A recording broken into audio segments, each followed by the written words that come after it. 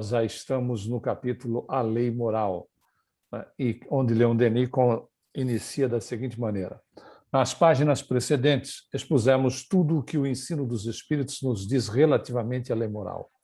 É nessa revelação que reside a verdadeira grandeza do Espiritismo. Os fenômenos são apenas o prefácio, quase o que é a casca é para o fruto. Todos dois inseparáveis na sua gestação, mas de valor tão diferente. O estudo científico deve conduzir ao estudo filosófico, ele próprio coroado pelo conhecimento dessa lei moral, na qual se completam, se esclarecem e se fundem todas aquelas do passado. Teremos, então, a moral universal, fonte de toda sabedoria e de toda virtude, mas da qual a experiência e a prática não se adquirem senão na sequência de existências numerosas. A posse, a compreensão da lei moral é, com efeito, o que há de mais necessário e de mais precioso para a alma. Ela nos permite medir nossos recursos interiores, regular-lhes o exercício, dispô-los, tendo em vista o nosso maior bem. Nossas paixões são forças perigosas quando nos fazemos escravos, úteis e benfeitoras quando sabemos dirigi-las.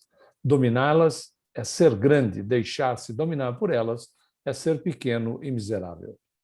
Leitor, se quer, também leitora, né? Se quer libertar-se dos males terrestres, escapar das reencarnações dolorosas, grave em si essa lei moral e coloque-a em prática. Dê apenas o indispensável ao homem material, ser efêmero que desaparecerá com a morte. Cultive com cuidado o ser espiritual que viverá para sempre. Desprenda-se das coisas perecíveis, honras, riquezas, prazeres mundanos. Tudo isso é apenas fumaça. Somente o bem, o belo, o verdadeiro é que são eternos. Conserve sua alma sem mácula, sua consciência sem remorsos. Todo pensamento, todo ato mau atrai para si as impurezas de fora. Todo impulso, todo esforço para o bem aumenta suas forças e o faz comunicar-se com as potências superiores. Devolva em si a vida interior que nos coloca em relação com o mundo invisível e a natureza inteira. Aí está a fonte do nosso verdadeiro poder e, ao mesmo tempo, a de gozos, de sensações delicadas que irão aumentando à medida que as impressões da vida exterior enfraquecerem-se com a idade e o desprendimento das coisas terrestres. Nas horas de recolhimento, ouça a harmonia que se eleva das profundezas do seu ser, como um eco dos mundos sonhados, entrevistos, e que fala de grandes lutas morais e de nobres ações. Nessas sensações íntimas, nessas inspirações ignoradas dos sensuais e dos maus, reconheça o prelúdio da vida livre dos espaços, como um prelibar das felicidades reservadas ao espírito justo e bom. Comentários, se alguém tiver, porque nós já alcançamos o resumo. Menino. Que maravilha. Tem Paulo Estevam aí, a galope. Não é o caso da morte, não? Acho que é primeiro Paulo Estevam. Cadê o morte? Já tem que ver. Sem comentários, então vamos para o resumo. Para trazer mais clareza a esse estudo, resumiremos aqui os princípios essenciais da filosofia dos espíritos. Primeiro, uma inteligência divina rege os mundos. Nela identifica-se a lei imanente, eterna, reguladora, a qual seres e coisas estão submetidas. Segundo, assim como o homem, sob seu envoltório material continuamente renovado, conserva sua identidade espiritual, seu eu indestrutível, essa consciência em que se reconhece, se possui e se reflete numa unidade viva que é seu eu. O eu do universo é Deus, unidade suprema para onde convergem e se harmonizam todas as relações. Foco imenso de luz e de perfeição de onde irradiam e se expandem sobre todas as humanidades, justiça, sabedoria, amor. Terceiro, no universo, tudo evolui e tende para um estado superior. Tudo se transforma e se aperfeiçoa. Do seio dos abismos, a vida eleva-se, a princípio confusa, indecisa, animando formas inumeráveis, cada vez mais perfeitas, depois desabrocha no ser humano, em que adquire consciência, razão, liberdade e constitui a alma ou espírito. Quarto, A alma é imortal. Coroamento e síntese das potências inferiores da natureza contém em germe todas as faculdades superiores. Está destinada a desenvolvê-las pelos seus trabalhos e seus esforços, encarnando em mundos materiais, e tende a elevar-se através das vidas sucessivas, de degrau em degrau, para a perfeição. A alma tem dois envoltórios, um temporário, o corpo terrestre, instrumento de luta e de prova, que se desagrega com a morte. O outro permanente, o corpo fluídico, do qual ela é inseparável e que com ela progride e se depura. Quinto, a vida terrestre é uma escola, um meio de educação e de aperfeiçoamento pelo trabalho, pelo estudo, pelo sofrimento. Não há nem felicidade nem infelicidade eternas. A recompensa ou o castigo consistem na extensão ou no restringimento de nossas faculdades, do nosso campo de percepções, resultando do uso bom ou mal que fizemos do nosso livre-arbítrio e das aspirações ou tendências que desenvolvemos em nós. Livre e responsável, a alma traz em si a lei dos seus destinos. No presente, ela recolhe as consequências do passado, semeia as alegrias ou as dores do futuro. A vida atual é a herança das nossas vidas precedentes e a preparação daquelas que se seguirão. O espírito se esclarece, se engrandece em potências intelectuais e morais, em razão do trabalho efetuado, da impulsão dada a seus atos para o bem e o verdadeiro. Sexto, uma estreita solidariedade une os espíritos, idênticos em sua origem e nos seus fins, diferentes somente pela sua situação transitória. Uns no estado livre no espaço, os outros revestidos de um envoltório perecível, mas passando alternadamente de um estado ao outro, a vida do espaço, não sendo senão um tempo de repouso entre duas existências terrestres. Gerados por Deus, seu Pai comum, todos os espíritos são irmãos e formam apenas uma imensa família. Uma comunhão perpétua e de constantes relações religam os mortos aos vivos. Sétimo, os espíritos classificam-se no espaço em razão da densidade de seu corpo fluídico, correlativa ao seu grau de adentramento e de depuração. Sua situação é determinada por leis precisas. Essas leis fazem no domínio moral o papel análogo àquele que preenche na ordem física as leis de atração e de densidade. A justiça reina nesse domínio, como o equilíbrio na ordem material. Os espíritos culpados e maus são envolvidos por uma espessa atmosfera fluídica que os arrasta para os mundos inferiores, onde devem encarnar para despojarem-se das suas imperfeições. A alma virtuosa, revestida de um corpo sutil, etéreo, participa das sensações da vida espiritual e eleva-se para os mundos felizes, onde a matéria tem menos império, onde reinam a harmonia e a felicidade. A alma na vida superior e perfeita colabora com Deus, coopera na formação dos mundos, dirige-lhes as evoluções, vela pelo progresso das humanidades, pela execução das leis eternas. Vale lembrar aqui no item 7º que o Leon Denis está fazendo um resumo sem detalhar mais os pontos relativos à questão do perispírito. Porque para que o indivíduo esteja numa situação em matéria de dimensão das dimensões existentes, mais elevado ou menos elevado, a lei da gravidade influencia no perispírito. E, obviamente, o que influencia no peso perispirítico são exatamente a condição da vibração do indivíduo, ou seja, do plano mental dele. Quanto mais denso em relação às questões voltadas para o desrespeito de si mesmo refletido no próximo, mais a gravidade vai atuar, porque é mais densa a sua condição vibratória. As ondas, se nós compararmos, as ondas são longas.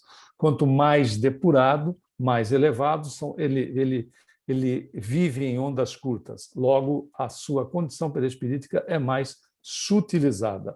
A gravidade tem menor efeito sobre eles. Por isso que a gente vê lá no Libertação, quando o André Luiz vai para aquela cidade gerenciada pelo Gregório, ele vai para a situação dimensional abaixo da crosta do planeta.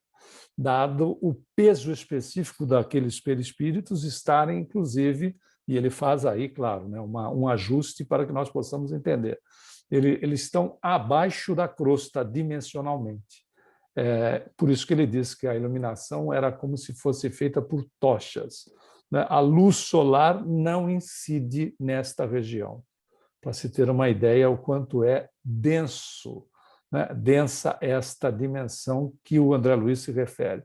Ele praticamente, ele não diz isso diretamente, mas é como se ele tivesse feito uma viagem no tempo em relação a essa situação da dimensão, né? O que a gente não tem condição ainda de ver com o nível de conhecimento que nós temos. Entende-se que o universo seja plano. Se ele for plano, não dá para fazer viagem no tempo em relação às questões de voltarmos para o passado, porque ele está em franca expansão. É o que se entende hoje. Mas a gente conhece muito pouco ainda do que pode ser que tenha aí pela frente, e a coisa pode se mostrar de forma diferente. É apenas uma observação. Se alguém tem mais uma observação, pessoal? Então vamos para o item 8º. Nesse aspecto, Humberto, você fala uma coisa muito importante, porque toda a parte física, especialmente, ela é tomada a partir da visão humana da física, né? Então, Sim. Quando se fala, por exemplo, que nada é mais rápido do que a velocidade da luz, nós estamos falando a partir da matéria física que nós identificamos. Porque em matéria astral, se tem velocidade superior à velocidade da luz. A própria ciência hoje já reconhece essa possibilidade de velocidade superior à velocidade da luz fora da nossa galáxia. Nosso pensamento é mais rápido que a luz. Hoje, a ciência quântica, né? A ciência verdadeira. Exatamente, né? A física quântica. O que se entende o universo seria plano, né? É o que se entende hoje. Se ele for plano, como ele está em expansão, você não volta para trás. Não tem nada a ver com a Terra plana, né? Não tem nada a ver com a Terra plana. Você não voltaria. Mas pode ser que a gente não sabe como é que funcionam as outras dimensões. O que a gente vê ali no Libertação, a sensação é de que o André Luiz teria mergulhado, isso é, né, achismo, teria mergulhado numa fenda do tempo. Essa é a sensação quando ele descreve a cidade lá gerenciada pelo Gregório. A gente não sabe como é que funcionam as outras dimensões, né? Como é que são esses portais, né? Quando se fala em multiverso hoje, né, é uma coisa que é muito complexa, porque é só teórico, né? Porque na prática a gente não consegue visualizar, porque o olho humano é incapaz de ver sem luz branca. Pois é. Quer dizer, a gente... É interessante notar que a ciência, mesmo no período do Leon Denis, não tinha dando grandes saltos. Imagina no Kardec, né? O átomo no Kardec era uma bola dura, como se fosse uma bola de bilhar. Era como se via isso. Só no início, no início do século XX, é que você tem uma outra definição em relação ao átomo. Então, imagina, à medida que nós vamos evoluindo, imagina como é que deve ser as pessoas que vão nos preceder daqui a 80, 100 anos. Né? Como é que eles vão ver o que a gente está vendo hoje, cientificamente falando? Né? Eles vão ver, esses caras estavam vendo dessa maneira. Né? Isso aí, olha como é que eles não podiam ver além, né? Porque estaria limitado. Né? Aliás, é nós mesmos que vamos ver. Via de regra, né? Isso se quiser voltar para cá.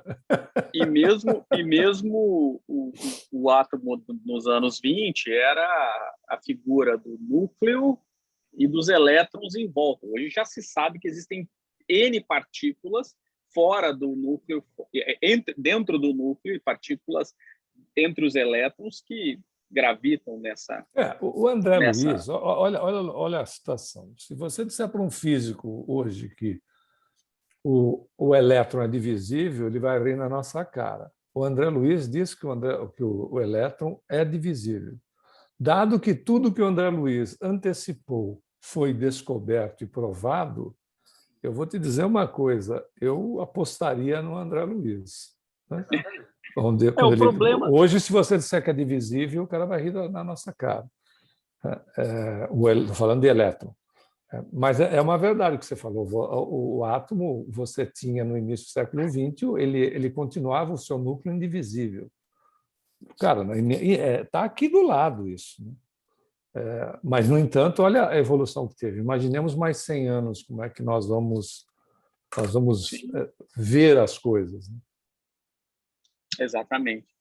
E, na realidade, os cientistas, de maneira até jocosa, para não admitir a sua ignorância, alegam que isso é mera especulação, né? Isso é especulação, porque não tem prova, ou não tem... Quer dizer, porque eles esperam que o André Luiz materialize uma fórmula matemática como Einstein fez para provar a teoria da relatividade, para ele provar. E, na verdade, ele não está fazendo isso, ele nem tem competência para isso, provavelmente. Ele só está lá descrevendo o que ele está sabendo. Na realidade, é o seguinte, né? Tem outro fator. Né? O serviço não é para eles fazerem para nós. Né? Exato. Senão a gente ia se acomodar. Né? Eles trariam tudo pronto e a gente se acomodaria. O fato de ter a informação não significa que eu vou fazer por você. E que muitas vezes é trabalho de co-criador em plano maior, né? Tem que perguntar para o espírito crístico como é que faz isso, né? E precisa ter acesso. Bem pensado. Tem mais alguém aí, Ricardo? Vamos para o item 8º, então. O bem é a lei suprema do universo e o objetivo da evolução dos seres. O mal não tem existência própria. Ele é apenas um efeito de contraste. É o estado de inferioridade, a situação passageira pela qual passam todos os seres na sua ascensão para um estado melhor. Significa, então, que a ignorância não é uma bênção. A ignorância é lamentável. Né? Porque às vezes a gente ouve essa expressão, né? A ignorância é uma bênção. Não, não é. Ela é lamentável. E está aqui. É por isso que, né, quanto menos eu conheço, a melhor definição, eu já falei outras vezes, mas a melhor definição entre bem e mal é a frase de Emmanuel. O bem é quando é bom para mim e para os outros. O mal é quando é bom só para mim. É simples de entender. Ou seja, o mal é a minha ignorância em relação ao respeito, é a minha ignorância em relação àquilo que eu sou egoísta, é a minha ignorância de irmandade, de fraternidade, de solidariedade. Então, a ignorância não é uma bênção, ela é lamentável. Tinha alguém falando aí, não? Não é que eu estava dizendo. Está desligado? Não, está ligado. Né?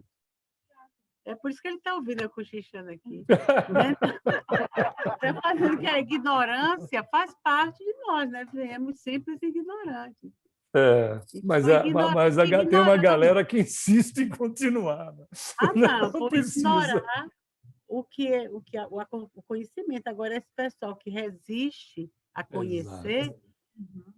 Esse é o ponto. Nós fomos assim, agora estamos nos achando, né?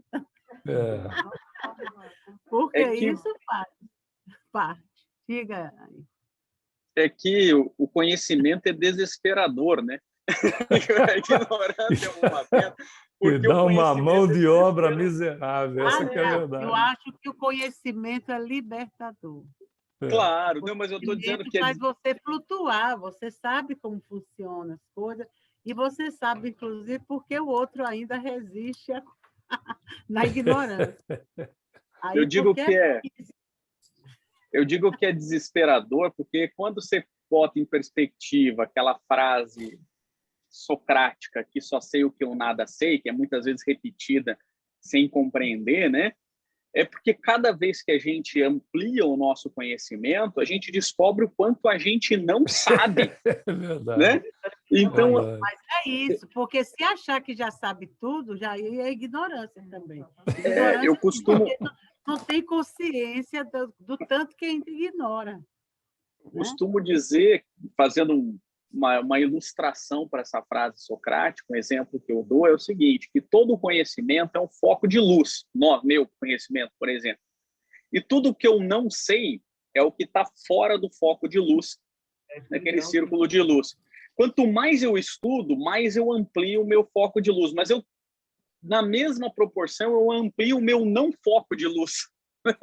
Então é isso que vai dando desespero, né? E outra coisa, né? Conhecer dá um trabalho miserável, né? Às vezes é melhor ficar acomodado. Não, e às vezes você tem que conhecer, né, ao ponto de se contentar quando você vier numa encarnação que você não tiver acesso ao conhecimento prático. Então, você vai ser tido como ignorante pela população, sem ser, né? Como o Chico fazia, aquele homem está ali sentadinho, não sabe nada, sabe tudo. É que ele veio agora. É porque você já sabe. Então, o que você sabe, ele faz paciente, ele faz tolerante, ele dá as armas libertadoras, né? Então, não importa se você veio com acesso ao conhecimento nessa encarnação ou não. O que você vai aprender neste momento, com a condição que você tiver, vai ser o suficiente, porque você já tem muito dentro. Dentro tem luz, como você disse. Dentro está amplo. Fora, né, na encarnação, ou seja, no corpo que está ali tolhendo a amplitude, você está ali restrito àquilo.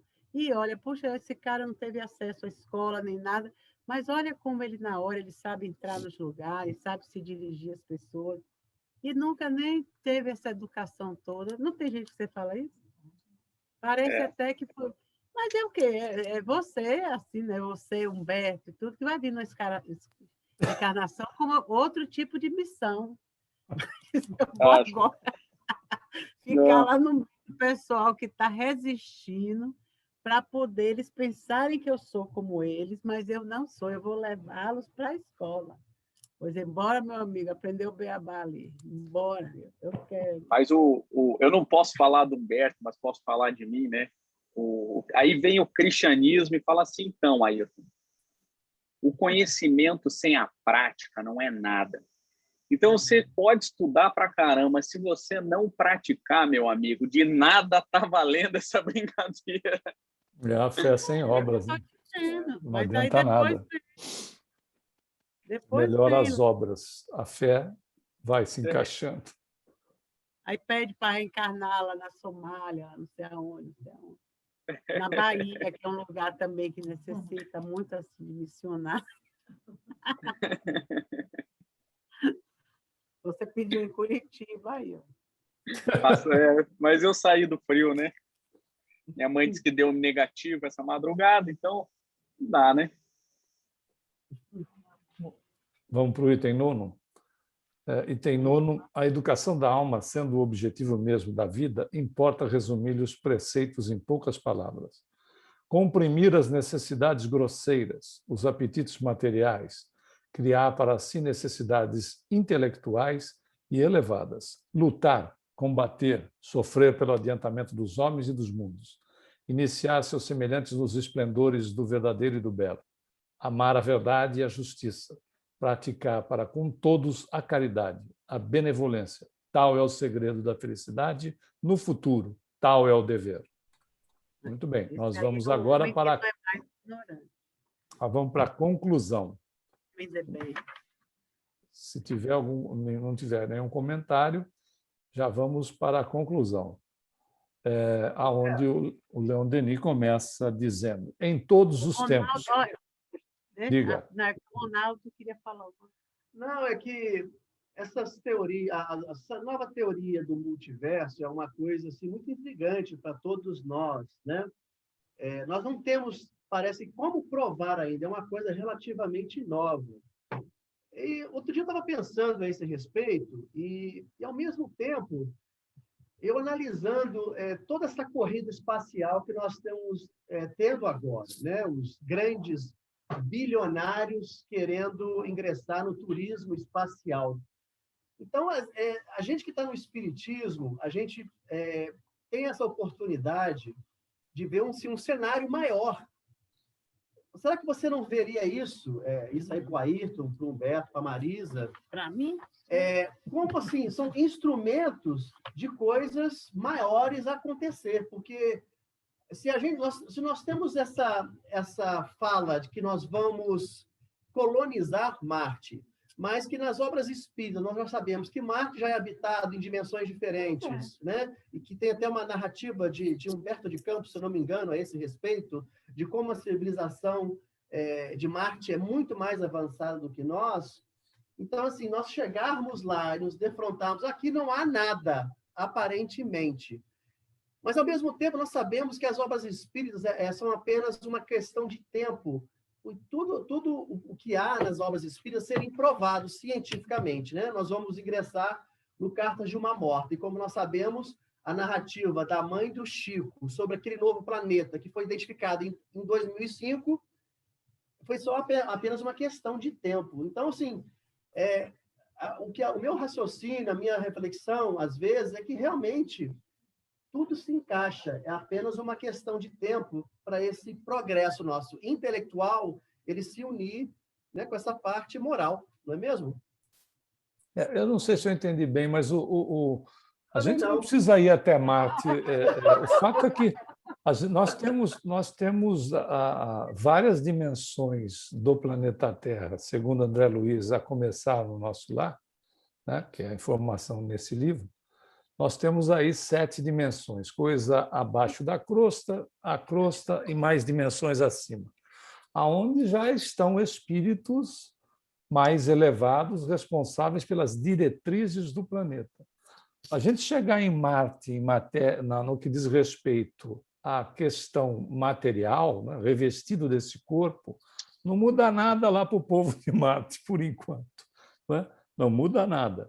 Mas eu acho que a gente vai chegar em determinados locais de acordo, uma coisa complementando a outra, em relação à questão evolutiva.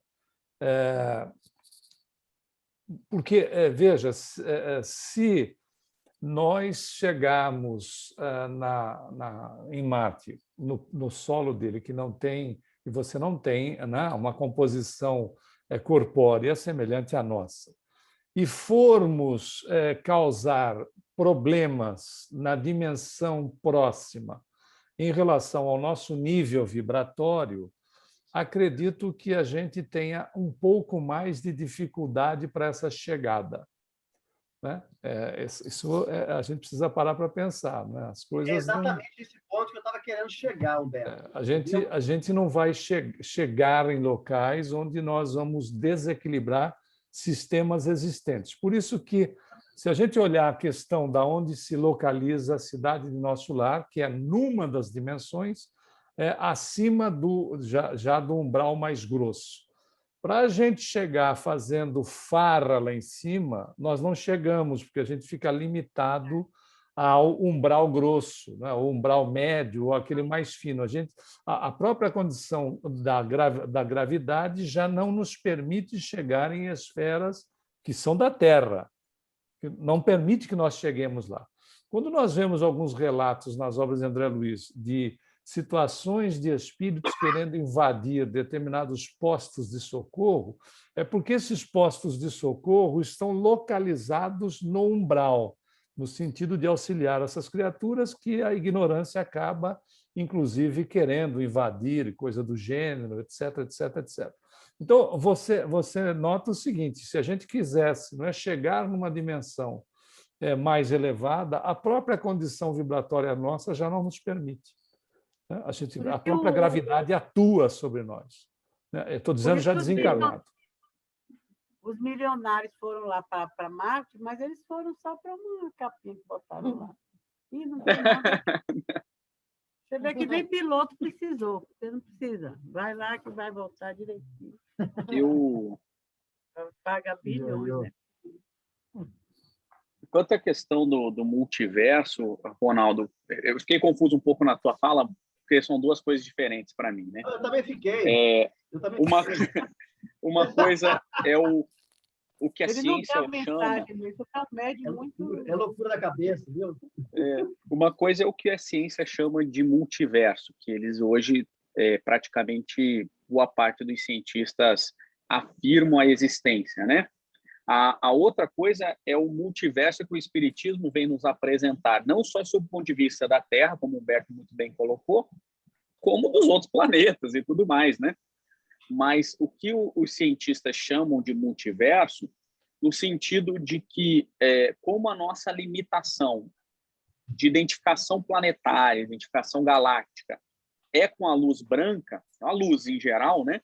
Então, nós identificamos essa galáxia, ou aquele X número de galáxias e tal, através da luz que chega até nós, né? Uma luz que já veio do passado, é uma luz antiga, né? Às vezes de bilhões de anos atrás, que ela foi emitida e corre pelo espaço. Ponto. Se percebe com a tecnologia mais avançada que existem outros sinais espaciais que não estão no nosso campo de visão, mas que eles são perceptíveis, ou porque geram impacto gravitacional, ou por... Eu estou dizendo isso porque eu sou um especulador nesse assunto, eu não entendo nada disso, tá? Eu só gosto do assunto. Então, aí vem essa questão do que a ciência chama de multiverso hoje, que são sinais que eles conseguem identificar fora daquele campo comum de visualização nossa, através da tecnologia que se avançou. Lembra? E a ideia é muito simples, na verdade, o conceito. O que Copérnico via com o seu telescópio é muito diferente do que se enxerga hoje com o Hubble. A tecnologia é a mesma coisa o que se via com o microscópio há 100 anos atrás, hoje é infinitamente superior ao que se vê. Mas tudo isso já estava lá, independente da gente estar vendo ou não. Isso é uma coisa. Agora, a questão dos milionários indo para lá, aí eu vou dar a minha visão sobre o aspecto, né? Quer dizer, creio eu que a espiritualidade está utilizando da cobiça deles, porque eles estão indo para o espaço, porque eles sabem que poderão, eventualmente, minerar no espaço. Então, existem determinados componentes que eles vão poder ir buscar em outros astros e vão trazer para a Terra para vender, se isso for economicamente viável. Então, essa é a ideia. Tá? Eles não estão indo porque eles gostam de gastar dinheiro. Eles estão indo para mostrar que isso é possível e talvez seja economicamente viável. E a espiritualidade precisa disso. Não pode Santos Dumont ter inventado o avião, porque ele era muito altruísta para isso. Tem que ser os irmãos Wright, que, de fato, tinham um objetivo comercial na exploração desse meio de comunicação, desse meio de transporte, que permitiu exatamente a evolução desse meio, que hoje o avião é extremo. Então, há quem diga que foi o Santos Dumont, mas não foi. Foram os irmãos Wright, que não só fizeram um voo muito maior, mas a grande questão que eu quero chegar creio que a espiritualidade incentiva esse tipo de transformação e evolução, porque há um projeto para o futuro espacial. Isso é fato para cada um de nós. E o objetivo desses milionários, como o dos irmãos Wright, era explorar economicamente esse meio de transporte. Né? Isso é escolha. O Santos Dumont fez uma escolha, o outro fez outra. Exato. Ronaldo. Não, eu acho interessante porque eu acho que tudo pode ser mudado, todos os conceitos provavelmente serão mudados ou reaprendidos, reavaliados do momento que nós chegarmos dentro de um buraco negro, porque o nosso conhecimento ele chega até o buraco negro. Nós não temos a menor ideia do que está ali dentro de um buraco negro, o além, seja lá o que for. Essa semana eles jogaram uma foto de um buraco negro que tinha uma espécie de uma luminosidade. Ninguém sabe o que é aquilo. Uma supernova dentro do buraco negro. Eu vi isso aí. É muito doido, né? Isso. É muito doido então, isso. Assim, isso aí aguça, né, o nosso querer saber, querer chegar ali, o que há ali, né?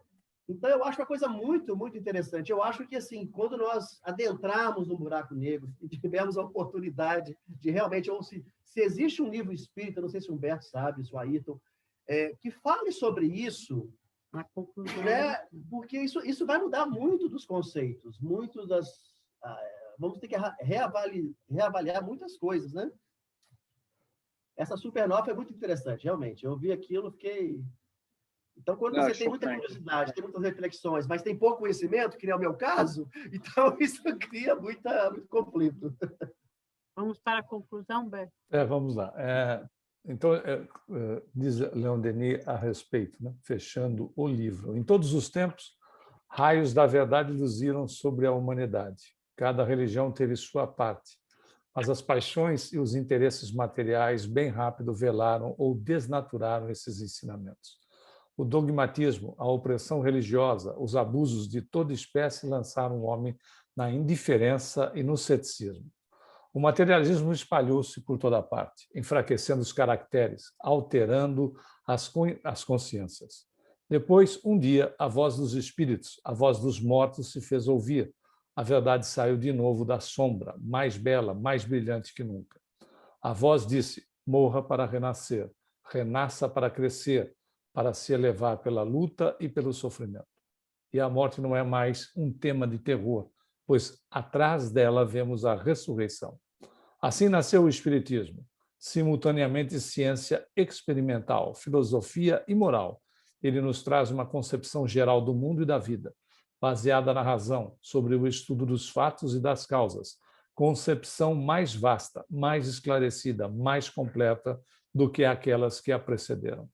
O Espiritismo esclarece o passado, ilumina as antigas doutrinas espiritualistas e religa sistemas aparentemente contraditórios. Abre caminhos novos para a humanidade. Iniciando-a nos mistérios da vida futura e do mundo invisível, mostra-lhe sua verdadeira situação no universo. Faz-lhe conhecer sua dupla natureza, corporal e espiritual, e descortina diante dela horizontes infinitos. De todos os sistemas, ele é o único que fornece a prova objetiva da sobrevivência do ser e dá os meios de nos correspondermos com aqueles que nomeamos impropriamente os mortos. Por ele, podemos conversar com aqueles que amamos na terra e que acreditávamos perdidos para sempre. Podemos receber seus ensinamentos, seus conselhos. Esses meios de comunicação, ele nos ensina a desenvolvê-los pelo exercício. O Espiritismo revela-nos a lei moral, traça a nossa linha de conduta e tende a aproximar os homens, através da fraternidade, da solidariedade e a comunhão de vistas. Indica a todos um objetivo mais digno e mais elevado. Traz com ele um sentimento novo da prece, uma necessidade de amar, de trabalhar pelos outros, de enriquecer nossa inteligência e nosso coração. A doutrina dos espíritos, nascida no meio do último século, já se espalhou sobre toda a superfície do globo. Muitos preconceitos, interesses, erros retardam-lhe ainda a marcha. Ela, porém, pode esperar. O futuro lhe pertence. Ela é forte, paciente, tolerante e respeita a vontade do homem. É progressiva e vive de ciência e de liberdade. É desinteressada, não tendo outra ambição que não seja a de tornar os homens mais felizes, fazendo-os melhores. Traz a todos a calma, a confiança, a firmeza na prova. As religiões e as filosofias sucederam-se através das idades. Jamais a humanidade ouviu solicitações mais poderosas para o bem. Jamais conheceram uma doutrina mais racional, mais consoladora, mais moralizadora. O tempo das aspirações incertas, das vagas esperanças passou. Não se trata mais de sonhos de um misticismo doentio, nem de mitos gerados pelas crenças supersticiosas. É a própria realidade que se revela, é a afirmação viril das almas que deixaram a Terra e comunicam-se conosco. Vitoriosas da morte, planam na luz acima desse mundo, que seguem e guiam no meio de suas perpétuas transformações. Esclarecidos por elas, conscientes do nosso dever e dos nossos destinos, avançamos resolutamente no caminho traçado. A existência mudou de aspecto. Não é mais o círculo estreito, sombrio, isolado, que a maioria dos homens acreditou ver. Para nós, esse círculo alarga-se ao ponto de abarcar o passado e o futuro, que religa ao presente para formar uma unidade permanente, indissolúvel. Nada perece. A vida muda simplesmente de forma. O túmulo nos conduz ao berço, mas tanto de um como de outro partem vozes que proclamam a imortalidade. Perpetuidade da vida, solidariedade eterna das gerações, justiça, igualdade, ascensão e progresso para todos. Tais são os princípios da nova fé, e esses princípios apoiam-se sobre a rocha do método experimental. Os adversários dessa doutrina podem oferecer ainda mais à humanidade? Podem, com mais segurança, acalmar suas angústias, curar suas feridas, proporcionar-lhe mais doces esperanças e maiores certezas. Se o podem, que falem, que forneçam a prova de suas afirmações. Mas se persistem em opor-lhe afirmações desmentidas pelos fatos, se podem oferecer apenas em seu lugar a uns o inferno e a outros o nada, estamos no direito de repelir com energia seus anátemas e seus sofismas. Venham saciar-se nesta fonte celeste, todos vocês que sofrem, todos vocês que têm sede de verdade. Ela fará derramar em suas almas uma onda refrescante e regeneradora. Vivificados por ela, sustentarão mais alegremente os combates da existência, saberão viver e morrer dignamente. Observem com assiduidade os fenômenos sobre os quais esses ensinamentos repousam, mas não façam dele um jogo. Pensem que é uma coisa séria entreter-se com os mortos, receber deles a solução dos grandes problemas. Considerem que esses fatos vão suscitar a maior revolução moral que a história tem registrado, abrindo a todos a perspectiva ignorada das vidas futuras. Aquilo que, para milhares de gerações, para a imensa maioria dos homens que os precederam, foi apenas uma hipótese, torna-se para vocês uma certeza. Uma tal revelação tem o direito à sua atenção e ao seu respeito. Usem-na somente com sabedoria, para o seu bem e dos seus semelhantes.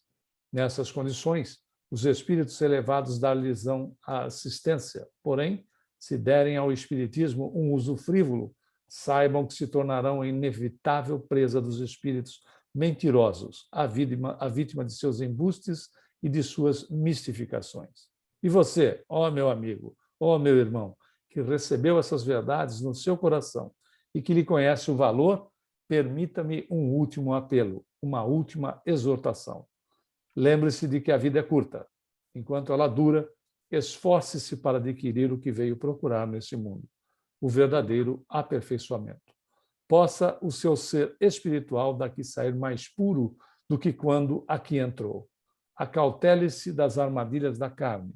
Reflita que a Terra é um campo de batalha, onde a matéria e os sentidos abandonam a alma num assalto perpétuo. Lute com coragem contra as paixões vis. Lute pelo espírito e pelo coração. Corrija seus defeitos, adoce seu caráter, fortifique sua vontade. Que seu pensamento se afaste das vulgaridades terrestres e escape para o céu luminoso. Lembre-se de que tudo o que é material é efêmero. As gerações passam como as ondas do mar. Os impérios desmoronam-se, os próprios mundos perecem, os sóis se apagam. Tudo foge, tudo se dissipa. Mas há 3 coisas que vêm de Deus e são imutáveis como Ele. 3 coisas que resplandecem acima do reflexo das glórias humanas: a sabedoria, a virtude, o amor. Conquiste-os pelos seus esforços e, alcançando-os, elevar-se-á acima do que é passageiro e transitório para desfrutar o que é eterno. Terminamos o depois da morte, sem que ninguém precisou ir depois da morte. Conseguimos acabar aqui, né? Foi. O que eu acho interessante é que nessa versão aqui, ele está dizendo que existem 2 coisas. Eu ia falar. 2 coisas. A sabedoria e a virtude. E nessa versão que você está dizendo aí, são 3 coisas. Que é a virtual. Pois é, né? Então, é uma coisa assim... O que o Leon Denis realmente falou, né? O que realmente existe? Sei lá. Acho que depende da tradução, né? Depende do tradutor. O cara, de repente, deu uma floreada maior, entendeu de forma diferente. O importante é que o recado está aí. Não, o conteúdo é o mesmo. O conteúdo mas assim, você fica assim, quanto essas pessoas alteram, E o que foi que eu né, quando elas fazem essas além da traduções, né? sabedoria, aí não mas a virtude é o amor. O que é o amor? O amor é o conjunto de virtudes, então Fica só repetitivo. desdobrou, entendeu? Sabedoria e amor, porque a gente sabe que são as duas asas do espírito, As né? duas asas, Nós vamos um dia amar como a gente sabe, e aí está resolvido, né? O bom é que a gente concluiu uma obra que é realmente luminar, né? Uma obra de peso. Muito Sem peso. sombra de dúvida. Sem sombra de dúvida. Quando que nós iniciamos esse estudo, hein? Alguém lembra? Não lembro, Marisa.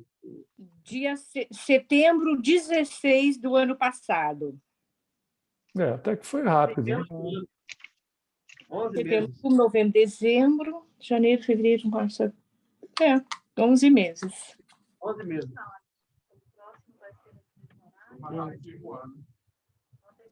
Nós vamos começar, que vai ser bem rapidinho, porque é um livro mais fino. Se não der pano para manga, é As Cartas de uma Moça, que o Ronaldo está numa torcida aqui desde... É uma boa obra. Ronaldo, eu acho que a versão que o Humberto leu é a que mais correta. Eu acho que há uma questão de tradução aqui que esqueceu. São as três: sabedoria, virtude e amor. Eu particularmente, eu tenho essa versão é da CELD, do Centro Espírita Leon Denis. Particularmente as traduções feitas pela CELD são mais ao pé da letra em relação à obra original, são mais cuidadosas, né? Tanto é que, por exemplo, a codificação, com a tradução da CELD, elas são mais fiéis à obra original. Eu prefiro ficar com as obras traduzidas pela CELD. Inclusive, elas são mais objetivas na tradução, tanto quanto o autor assim o é. Enfim, mas aí também é detalhe, né? A gente sabe que o importante a gente sabe da evolução do espírito, né? Que nós alcançaremos o amor na mesma proporção da sabedoria, e que, via de regra, o que vai à frente depois é complementado. Se o indivíduo desenvolve mais o conhecimento, ele vai um dia alcançar na mesma proporção o amor.